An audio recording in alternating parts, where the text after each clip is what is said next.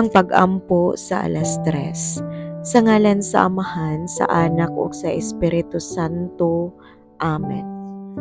Namatay ka Hesus apan ang tuburan sa kinabuhi, midagayday alang sa mga kalag, ug ang kalawran sa kaluoy na ukab alang sa tibuok kalibutan. Utuburan sa kinabuhi, dili masukod nga Dios nung kaluoy, lukpa ang tibuok kalibutan ug ibubo ang imong kaugalingon kanamo. O dugo og tubig nga mibuhagay gikan sa kasing-kasing ni Hesus, nga tuburan sa kaluoy alang kanamo. Nagasalig kami kanimo. Balaan nga Dios, balaan nga makagagahom, balaan nga walay kamatayon, kaluy-i kami ug ang tibuok kalibutan. Balaan nga Dios, balaan nga makagagahom, balaan nga walay kamatayon, kaluy-i kami ug ang tibuok kalibutan.